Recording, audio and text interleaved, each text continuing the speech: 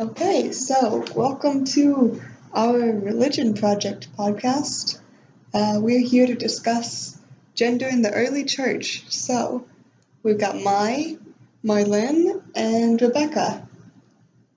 Hello. Hello. So, guys. Oh, do you want to talk about your background first in Christianity or religion, just to give context? Yeah. Okay.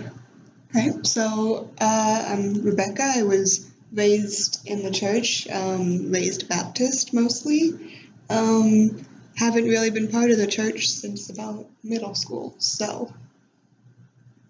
So I am Marlon. My dad's a pastor, and I grew up in a Pentecostal denomination church, and I haven't gone to church in a couple of months.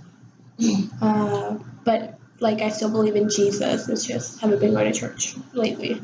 Oh, Am I supposed to say that? Is that relevant? That's fine. Oh, girl. okay. It's in there. I'm Buddhist, so my views and opinions and knowledge is kind of outside. But I think it'll help for you to be I think you'll be more objective. Maybe. Maybe give like a bigger look Yeah. in an outside perspective. Yeah. Sound good? Yeah. Okay. So let's start this off with let's talk about the ideals for women in the early church, which were discussed in class as either a virgin, a deaconess, or a widow, and how that plays a role. So, How do you think they were portrayed and how women were portrayed and how they added to the religion? Are you talking about how they were portrayed in the Bible or portrayed in The Bible. Oh. And how they added significance to the Bible. I think a big thing on that, Because it's mainly they are what? like with Mary Magdalene. Yeah, they're almost misrepresented or not represented at all. No, that's really true. And what I was gonna say is I feel like there's almost a contrast, or a clash. I'm not gonna say a clash. I'm gonna go with I feel like there's a contrast in the Bible itself. Like if you look at the teachings of Jesus, like the red script or whatever, and then you look at the Old Testament, and then you look at books like the Book of Timothy and other books like that. I feel like there's a contrast between how women are being portrayed because when you look at Jesus, when he was still alive, the way he treated women, the way he included women was normal, how we would like to be treated. Well, there was one story where Martha was working in the kitchen, and Mary Magdalene was sitting at Jesus' feet, and then she was "Tell her to come help me." Yeah, and Jesus was like, "No, Mary's chosen the right way." So wait, is that? Actually, I remember reading. I think that was in Matthew. I remember reading. I think what he was trying to say was because she was listening to the word, and so he was let her listen to what I'm saying. Yeah, but I don't think it necessarily had to do with you go clean. She's been chosen. Okay, yeah, no. To do with, that wasn't how I meant that. I meant that Jesus just said that Mary had chosen chosen to listen, and she should be allowed to listen. Yeah. That's what I meant. I didn't mean that Martha was meant to stay in the kitchen. No, yeah. Sorry. And I feel maybe the invitation could have extended to the one that was in the kitchen, and if she wanted to, she could have stayed and listened, but she wanted to be she wanted to. But then, you were saying, you go into other portrayals in other books of the Bible, and women are very much excluded. Yeah, and so I just find that contrast interesting to see how Jesus, the guy that founded Christianity, how he viewed women and how he treated women, and you can see those examples, talking about the Samaritan woman, how, he, whenever he was talking about who she was and how she had all these affairs and that she was living with a man that she wasn't married to, he didn't judge her at all, and it's really interesting to see how she was the first person that he declared himself the savior as. And it was a woman who was having an affair with a married man or something like that. How like you can see how like he respected her and like how he like didn't hold anything against her. And then like you read later books in the canon Bible, and then you look at like you read you read Tertulliani's Tertullian's. I'm gonna call him Tortellini because Tortellini. we're calling him Tortellini because who cares? No one likes him anyways. You read Tortellini's text and you're like, where's this contrast coming from? You know? Yeah. So I just, like, to me, I find it interesting to see that specific contrast, and so. Well, I feel like Tertullian's extreme because he was like, when all women are guilty for Eve's sin, and then he ignores Adam's sin. Like, Eve was literally tempted by the devil. Adam was just tempted by Eve. By a human. Yeah. To me, I'm like, okay, sure. Like, talk about So I feel like he's on the extreme end, but his ideas are still very prevalent, even in the church today. I actually feel like a lot of the ideas, like even how women are being viewed today, have transcended. And then it's just because like Tertullian was such an important person, like he gave us the idea of the Trinity, then people like have a tendency to just respect him. Yeah, like people revered him, and like I feel like that's really all I have to say. Yes. So it's like just having one idea, you think it's coming from a good place, but no, it's just one idea. For sure. And it's about his Holy Trinity was about God, but this idea is about woman who is in reality on the same standing as men, but God is a different level. He's a different status, different everything than human man. You want to go into more? We can go into Tertullian's, like how Eve, his hate towards Eve also plays in women today, or is that out of context with religion? I mean, no, it plays into today. Like, I think it's part of an overarching idea of the time that still connects in society. Yeah, no, for sure. Like, if we're talking about like church today, then we can go in like the Virgin Mary. Like she's remembered as the Virgin Mary, like not the Mother Mary or whatever. You know, she's like the Virgin Mary. Yeah. That's how she's remembered. Even though like after Jesus' birth, she was still married to Joseph and had like 4 more sons, 3 or 4. I don't know. And you don't hear about that. But you don't hear about like Jesus' brothers or anything. You don't hear about Mary like as a mother, which because they wanted to keep her holy. Yeah, and for some reason, like her having had children and her having had sex wouldn't have made her holy. Exactly, and if you're talking about like Mary as a person, then her being the Virgin Mary is a small portion of her life. Her being a mother is like a big huge portion of her life. life. The fact that they just emphasize on her staying a virgin, like it somehow makes her more divine than being a mother that creates life itself.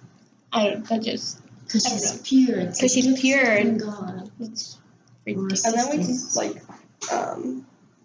even go into we can go into the controversy of like how the Catholic Church views the Virgin Mary versus how other sects view Mary. Oh, do you want to? I don't have much. I was going to say, it's pretty clear, like, the Catholic Church does revere, like, Mary as the Virgin Mary, as opposed to, like, other, like, sects that don't really acknowledge her, like, at all. Like, she was just, like, the woman that gave birth to, like, Jesus, who's, like, the spiritual being, whatever. A lot of, like, other sects don't really give much import to her, but I find it interesting that even though the Catholic Church does give her import, it's in very specific parameters, which goes exactly back to her, like, staying a virgin and staying pure and ignoring, like, all of, like, the rest of her, like, accomplishments, you know? And so I personally do find that interesting. It's, like, even as she's being revered and, like, others ignore her, like, it's very specific parameters. Yeah. Good summary of I feel like it kind of makes women into, like, a tool. Like, they only needed her to be a carrier for Jesus, and that's all. That fits into that discussion of Mary as anthropotokos, or the other one. I don't remember the word for it. Theotokos, yes. Like, it doesn't focus on Mary, it focuses on her purpose. Yes, her purpose. As put into, like, in the religion, what's her purpose? Yeah. That's a very good point. Thanks for pointing that out there, pal. I honestly feel like women in Christianity, or as I was reading the Bible, they're just like a side piece to the men's story. No, for sure. That they're just added along. Mhm. And that like the story of Ethelbert, like you were just and that's exactly like it circles back to like the point I made earlier where I lost my train of thought. I was saying like the contrast between like Jesus and then like the rest of the Bible, because like if you look at like if you read like the book of Matthew, Mark, Luke, and it talks about like Jesus' story and his interaction with women, the women were like the main characters, like the Samaritan women and like Mary Magdalene, like they were central characters when it like in terms of like contact with Jesus. And then you read other like scriptures, like with where Jesus like as a person is not included, and women become like a total like sideshow, like sidekick, or they're just ignored. Yeah. And like to me, I just feel like I don't know, just like I feel like a lot of it was not necessarily influenced by the teachings of Christ, but more influenced by like as the church began developing and as they began including like their own thoughts, their own interpretations, or like how they thought like the church should be created and all. Like I think that's when it started shifting more again to like the cultural treatment of women. I don't know what the fuck I'm saying. So, well, actually, I saw this comment from Jeffrey Blaney. That's Jeffrey with a G, which is unfortunate. Jeffrey. He said that like women were most likely the majority in the early church gatherings. When the church was like new and like informal and very flexible. Yeah. And then as the church like gained formality and tradition, it kind of excluded women and pushed them to the side, which is like a huge thing because in the early church gatherings, then it was mostly funded by like rich widows. Mm-hmm. And then like as the church grew, they I guess no longer needed that support, and so they kind of They were like no man. Because when they gathered, they would gather in houses. Mm-hmm. And the house connects to the women of the house. Yeah. And they were actually leaders sometimes in their gatherings. Yeah. So you don't hear about that. Yeah, well, we were talking about how like one of the ideals for women was like as a deaconess, but even in that, like when a woman is fulfilling that role, she's kind of still pushed to the side. Mm-hmm. And I just find it interesting, like how all like as the church began formalizing and they had official like buildings and everything, how it was always a man in charge, even though like originally like the women were like opening their houses and everything. Yeah, and like personally, this is a side note, but personally, I remember in my church as a kid, it became like a huge thing when our pastor left, and they were considering having like one of the women of the congregation be our new like pastor. I don't know if there's pastoress, if that's a thing. Pastor. But like because it was going to be like shepherdess. Shepherdess. New words were created. Because the pastor was going to be a woman, there was like a huge thing, and I remember even my mom was upset about that. And I don't. Okay, like I grew up in a Pentecostal church, and I kid you not, it's ridiculous. Like my dad, like growing up, I remember how like women. Like my dad wouldn't let like women preach at our church. He's like in our church, like a woman can't pray over a man. Like you can't put your hands up. Like a woman can't put their hands on a man's head. You can't see the face I'm making because this is just an audio recording, but it's not a good And it's ridiculous. Like it is ridiculous. Like women are allowed to be like Sunday school teachers and nothing else. Like women can teach children, but not adults. Exactly. I don't see what the difference is. And like I don't know. To me, that's just like I don't think that's not okay. Like how even today, like in this modern age, like I just brought up a good point. Why is there no female popes? Can you imagine the controversy of a female pope? Like think about it, y'all. How long have popes been around? Well, the big question is like, why are we so afraid of letting women in power? Yeah, especially when it comes to religion. Why? They just like when a woman pops up, they say no, but what's the why? What's the reasoning behind it? And do y'all think it all stems back to like Eve and like her being blamed for like basically the fall of humanity? Is that what it is? I see. That is the longest grudge I've ever heard in my life. That's must be the longest grudge in all of history. For 200,000 years. Just 200,000? How long have humans been alive? Okay, well the plants were there first, and Adam. Well, like the biggest, Yeah, the longest so grudge like against Eve.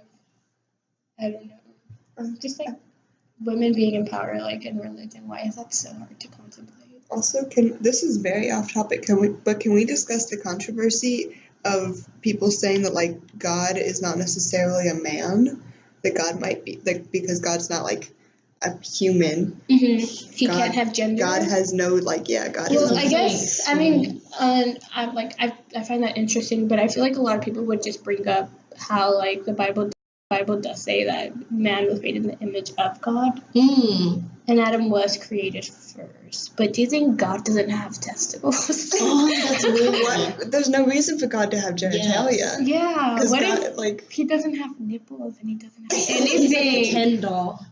oh my Yeah. God is What? a Ken doll. Like because if God made man in his image and he also made Eve. Well, I think that like when the Bible says God God just that has everything. when the Bible says that like man was made in his image, it means I always took it to mean like emotionally, like having an emotional range and like an intellectual range, I because like that. like that's something that like animals Mhm. lack is like Yeah. our intellect and emotion and things like that. So that's what I always thought, but I don't know. I might be Yeah. wrong. What if like Jesus had been born as a woman?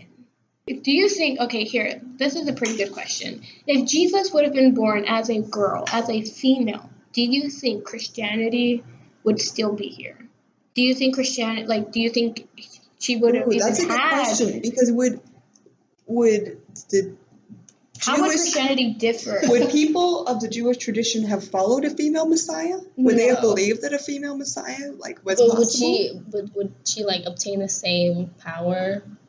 Like Yeah. like Is everything changed? Like, because it all started as a man. like if Jesus born as a woman gave the same teachings and everything, yes. would it still I have feel the same like- impact I as the feel like Christianity we have this- today being born from a male? This hypothetical female Jesus would have just been another Jewish prophet instead of a Messiah. But do you figure. think like the influence of Christianity, like how it's grown, like No, that's what I'm saying. That like Christianity wouldn't have grown from it because people wouldn't have believed that a woman was the Messiah. They would have thought, oh, another prophet. Yes. I think we cannot exclude the possibility that God might be a woman, or maybe he's not male God, or maybe. female, right? Like maybe there's. I like the idea of God as neither. I think I like the genderless God. I don't think God I is think male. of God as a cloud that's really bright. In your A face. very nice cloud. I like that. Yeah, it's just there. I think of Over him as everything. like an alien.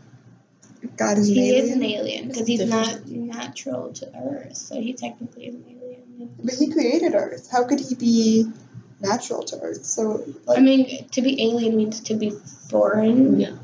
Well, he created it. Is he really foreign? If you build a house, but you don't live in it, and come knocking on the house, and they're like, Well, but he owns this house. all right. So I guess to conclude our podcast, I guess let's just talk about like I don't know, like what would be a good way to conclude? in Just conclusion, ideas about women. women are unnecessarily excluded. That's a They've been oppressed. yeah.